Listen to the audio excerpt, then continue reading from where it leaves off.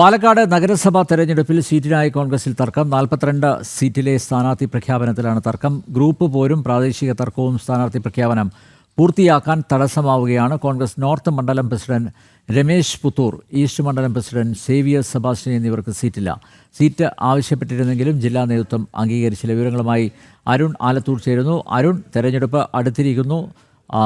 സീറ്റിന് വേണ്ടിയുള്ള കടിപിടി നടക്കുകയാണ്. എന്തായാലും പാലക്കാട്ടെ കോൺഗ്രസിൽ അത്രയും രൂക്ഷമായിട്ടുള്ള ഒരു തർക്കമാണ് ഉടലെടുത്തത്. എന്താണ് വിശദാംശങ്ങൾ? അനിൽ നമ്പ്യാർ, തീർച്ചയായിട്ടും പാലക്കാട് കോൺഗ്രസിനകത്ത് ഗ്രൂപ്പ് പോരും പ്രാദേശിക തർക്കവുമൊക്കെ വലിയ രീതിയിൽ രൂക്ഷമായിരിക്കുന്ന സാഹചര്യമാണ് ഉള്ളത്. 53 സീറ്റുകൾ പാലക്കാട് നഗരസഭയിലുണ്ട്. അതിൽ 10 സീറ്റുകൾ മുസ്ലിം ലീഗിനാണ് UDF നൽകിയിരിക്കുന്നത്. ഒരു സീറ്റ് ഘടകകക്ഷിക്കും നൽകിയിട്ടുണ്ട്. ബാക്കി വരുന്ന 42 സീറ്റിലാണ് UDF മത്സരിക്കുന്നത് എന്നുള്ളതാണ്. കഴിഞ്ഞ തവണ വെറും 12 സീറ്റുകളിൽ മാത്രമാണ് കോൺഗ്രസിനെ വിജയിക്കാൻ ആയിട്ടുള്ളത്. ഇത്തവണയാണെങ്കിൽ BJP ഭരിക്കുന്ന പാലക്കാട് നഗരസഭയിൽ ഭരണം തിരിച്ചു പിടിക്കുമെന്നൊക്കെ പറഞ്ഞുകൊണ്ടാണ് കോൺഗ്രസ് രംഗത്തിറങ്ങാൻ വേണ്ടി പോകുന്നത്. പക്ഷേ അങ്ങനെ ഭരണം തിരിച്ചു പിടിക്കുമെന്നൊക്കെ പറയുന്ന കോൺഗ്രസിന് അവരുടെ സീറ്റ് നിർണ്ണയം പോലും മര്യാദയ്ക്ക് നടത്താൻ കഴിയാത്ത തരത്തിലുള്ള തമ്മിത്തല്ലും വടംവലിയുമാണ് ഇപ്പോൾ നടന്നുകൊണ്ടിരിക്കുന്നത് എന്നുള്ളതാണ്. ഇന്ന് ചേർന്ന കോർ കമ്മിറ്റി യോഗത്തിൽ ഉൾപ്പെടെ കൃത്യമായി തീരുമാനമാവാതെ പിരിയുകയായിരുന്നു. സീറ്റ് നിർണ്ണയം സംബന്ധിച്ചും മറ്റു കാര്യങ്ങളിലും തീരുമാനമാവാതെ പിരിയുകയായിരുന്നു എന്നുള്ളതാണ്. പ്രത്യേകിച്ച് നോർത്ത് മണ്ഡലം പ്രസിഡന്റായ രമേശ് പുത്തൂർ മാട്ടുമന്തയിലും ഈസ്റ്റ് മണ്ഡലം പ്രസിഡന്റ് സേവിയർ സെബാസ്റ്റ്യൻ സെൽവപാളയത്തും സീറ്റ് ആവശ്യപ്പെട്ട് ജില്ലാ കമ്മിറ്റിയെ സമീപിച്ചു. സജീവ പാർട്ടി പ്രവർത്തകരെ സ്ഥാനാർത്ഥികളായി പരിഗണിക്കണമെന്നുൾപ്പെടെ ഒരു വിഭാഗം നേതാക്കൾ പറഞ്ഞു.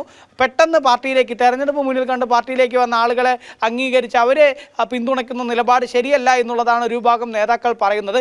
അതേ സമയം തന്നെ മറുവിഭാഗം നേതാക്കളാണെങ്കിൽ കൃത്യമായ ഗ്രൂപ്പ് സമവാക്യങ്ങൾ നോക്കണം, ഗ്രൂപ്പ് സമവാക്യങ്ങൾ കൃത്യമല്ല പലയിടത്തും, അതുകൊണ്ട് പല സ്ഥാനാർത്ഥികളെയും അംഗീകരിക്കാനാവില്ല എന്നൊക്കെ നിലപാടുകൾ സ്വീകരിച്ചു എന്നുള്ളതാണ്. ഏതായാലും ഇതുവരെയും ഈ ഒരു 42 സീറ്റുകളിലേക്കുള്ള സ്ഥാനാർത്ഥി നിർണയത്തിൽ വലിയ തമ്മിത്തല്ലാണ് ഇപ്പോൾ പാലക്കാട് നഗരസഭയിൽ കോൺഗ്രസിനകത്ത് തുടർന്നുകൊണ്ടിരിക്കുന്നത്. ഇന്ന് ചേർന്ന കോർ കമ്മിറ്റി യോഗം ഉൾപ്പെടെ സ്ഥാനാർത്ഥി നിർണയം സംബന്ധിച്ച് സ്ഥാനാർത്ഥികളെ തീരുമാനിക്കുന്നതിൽ യാതൊരു തീരുമാനവും ആവാതെ പിരിയുകയായിരുന്നു. ഏതായാലും കോൺഗ്രസിന്റെ സ്ഥാനാർത്ഥി പ്രഖ്യാപനം പാലക്കാട് നഗരസഭയിൽ വൈകാനുള്ള സാധ്യതയും ഇതോടെ വ്യക്തമാവുന്നു എന്നുള്ളതാണ്. അതേസമയം തന്നെ കഴിഞ്ഞ ദിവസം ഈ ജമാഅത്തെ ഇസ്ലാമിയെയും അതുപോലെ തന്നെ ഈ അവരുടെ രാഷ്ട്രീയരൂപമായ വെൽഫെയർ പാർട്ടിയെയും കൂട്ടുപിടിച്ചുകൊണ്ട് മുസ്ലിം ലീഗ് മുന്നോട്ട് പോകുന്നതിനെതിരെ മുസ്ലിം ലീഗിലെ തന്നെ ഒരു വിഭാഗം നേതാക്കൾ ശക്തമായ പ്രതികരണവുമായി രംഗത്തെത്തുകയും അവർ ജനകീയ കൂട്ടായ്മ രൂപീകരിച്ചുകൊണ്ട് തെരഞ്ഞെടുപ്പ് രംഗത്തേക്ക് ഇറങ്ങുമെന്നുള്ള കാര്യവും വ്യക്തമാക്കിയിരുന്നു.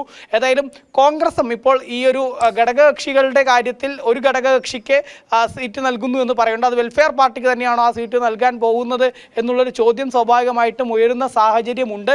ഒപ്പം ബാക്കി വരുന്ന 10 സീറ്റുകൾ ലീഗിന് നൽകി എന്ന് പറയുമ്പോഴും പലയിടത്തും വെൽഫെയർ പാർട്ടിയെ സഹായിക്കാൻ വേണ്ടി ലീഗ് ശ്രമിക്കുന്നു എന്നുള്ളൊരു ആരോപണവും വെൽഫെയർ പാർട്ടിയെ സഹായിക്കാൻ ലീഗും കോൺഗ്രസും ശ്രമിക്കുന്നു എന്നുള്ളൊരു ആരോപണവും ഉയരുന്ന സ്ഥിതിയുണ്ട്. നിലവിൽ ഏതായാലും കോൺഗ്രസിനകത്ത് അവരുടെ ഈ സ്ഥാനാർത്ഥി നിർണയം സംബന്ധിച്ച് യാതൊരു തരത്തിലും തീരുമാനമാവാൻ കഴിയാത്ത സ്ഥിതിയാണ് ഇപ്പോൾ പാലക്കാട് നഗരസഭയ്ക്കകത്ത് കാണുന്നത്. പാലക്കാട് നഗരസഭാ തെരഞ്ഞെടുപ്പിൽ സീറ്റിനായി കോൺഗ്രസിൽ തർക്കം. 42 സീറ്റിലെ സ്ഥാനാർത്ഥി പ്രഖ്യാപനത്തിലാണ് തർക്കം.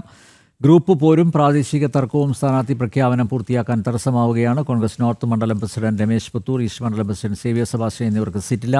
സീറ്റ് ആവശ്യപ്പെട്ടിരുന്നെങ്കിലും ജില്ലാ നേതൃത്വം അംഗീകരിച്ചില്ല. അരുൺ ആലത്തൂരാണ് വിശദമായ വിവരങ്ങൾ നൽകിയത്.